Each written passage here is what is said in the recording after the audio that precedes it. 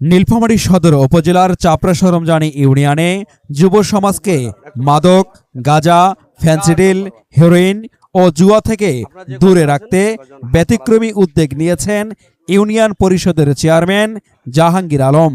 মাদক বিরোধী সচেতনতা বাড়াতে ইউনিয়ন জুড়ে মাইকিং করে ঘোষণা দেওয়া হয়, মাদকসহ মাদক সেবী কিংবা মাদক ব্যবসায়ীকে আটক করে ইউনিয়ন পরিষদ অথবা থানা পুলিশের কাছে সোপর্দ করতে সহযোগিতা করলে সংশ্লিষ্ট ব্যক্তিদের পুরস্কৃত করা হবে।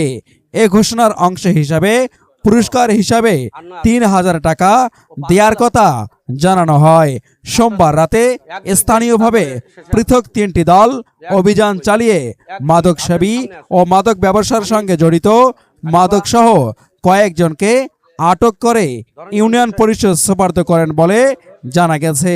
পরে পরিষদে উপস্থিত লোকজনের সামনে চেয়ারম্যান জাহাঙ্গীর আলম ৩টি দলকে পৃথকভাবে ৩,০০০ টাকা করে মোট ৯,০০০ টাকা পুরস্কার প্রদান করেন। চেয়ারম্যানের এমন উদ্যোগকে স্থানীয় বাসিন্দারা স্বাগত জানিয়েছেন।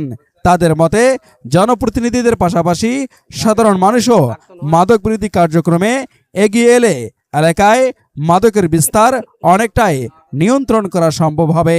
স্থানীয়রা আশা করছেন এ ধরনের কার্যক্রম নিয়মিত ও আইনসম্মতভাবে চলমান থাকলে চাপড়া সরঞ্জানি ইউনিয়নে মাদক বিরোধী সামাজিক প্রতিরোধ আরও জোরদার হবে এবং যুব সমাজকে মাদকের ভয়াবহতা থেকে রক্ষা করা সম্ভব হবে।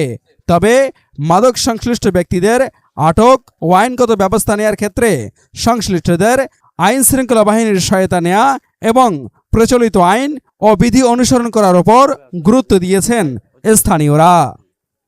Omar Faruk, Nilphamari top news, Nilphamari.